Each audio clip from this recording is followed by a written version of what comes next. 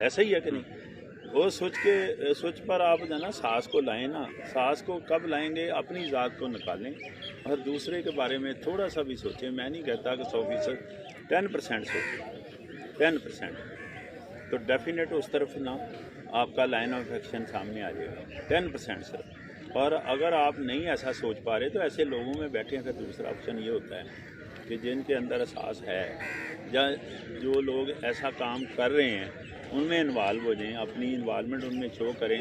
10% میں کہہ رہا ہوں، to get inspiration. 99% اپنے بارے میں آپ سوچ لیں، 10% ان کے بارے میں سوچیں۔ ڈیفینیٹ آپ جب سوچیں گے تو رستے میں نے بتایا نا کہ یہ اللہ پاک کھولتا ہے، جن کو ہم مقدر کا نام دے رہے ہیں راستے، تو اس کے لیے توفیق آپ دیتا ہے۔ توفیق اور آپ کب دیتا ہے؟ قرآن کا، اللہ کے پیارے نبی کا، اور نیچے جائیں اگر اولیاء کرام کا، اور نیچے جائیں یہ جو ہمارے شاعر ہیں علامہ اقبال، ان سب کا اگر دیکھا جائے نقطہ نظر وہی بنتا ہے جو اللہ پاک کا نقطہ نظر ہے۔ احساس کے لیے انسان کو پیدا کیا، سوچیں گے تو پھر اس پر کام تو تب شروع ہوگا، جس کا مطلب توفیق اللہ پھر دینا شروع کر دے اگر اس بارے میں صرف سوچیں تو۔ یعنی ساری شاعری اس پر ختم ہوتی ہے علامہ اقبال کی کہ ہم اگر سوچتے ہیں اس طرف تو راستے کون بناتا ہے؟ یعنی اگر دیکھا جائے تو علامہ اقبال کے ورڈنگ میں تو اس قسم کا بھی ساز پیدا ہوتا ہے کہ آپ کہنا وہ یہ چاہ رہے ہیں کہ آپ اس قابل ہوں کہ اللہ آپ کے نصیب اچھے کرے۔ پتہ چل رہا ہے؟ آپ اس قابل ہوں، ہم اس قابل ہوں کہ ہمارے اللہ نصیب اچھے کرے۔ یہ اقبال کہہ رہا ہے، اور اقبال غلط نہیں کہہ رہا۔ اقبال نے کہاں سے لی ہے؟ یہ دونوں چیزیں قرآن پاک میں موجود ہیں، یہ دونوں چیزیں اللہ کے پیارے نبی کہہ چکے ہیں۔ پتہ چل رہا ہے کہ دیکھیں نا محفل کے پارٹ میں دیکھیں، اللہ کے پیارے نبی صرف محفل میں بیٹھتے نہیں تھے یا سب کے برابر نہیں بیٹھتے تھے، یہ بات نہیں ہے۔ بہت کچھ ساتھ ساتھ وہ کہہ بھی رہے ہوتے کہ نہیں کہہ رہے ہوتے، اور اس کا عمل بھی نظر آ رہا ہوتا کہ جب کسی کے پاس سے کھانا آتا ہے اور کوئی آدمی بھوکا آتا ہے، دونوں کو کس طرح وہ ڈفرینشیٹ کرتا تھا اللہ کے پیارے نبی، اور کس طرح پن پوائنٹ کرتے تھے کہ یہ چیز ان کو دے دو۔ سارے اس کے سینیریو میں اللہ کے پیارے نبی میں دیکھیں نا، ان کے رویے میں دیکھیں، کہیں کسی جگہ انہوں نے کہا کہ یہ چیز مجھے دے دو۔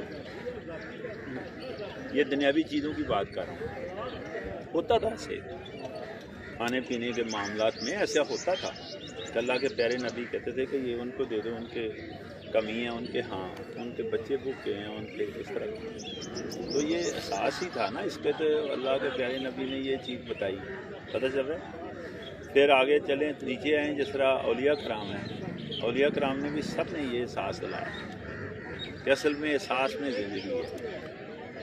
اور علامہ اقبال نے بھی یہی بات کی کہ اپنی منزل آپ، کیسے آدمی بے دریغ یہ بات کر رہا ہے، اپنی منزل آپ ہیں، اپنے سفر کے مسافر آپ ہیں۔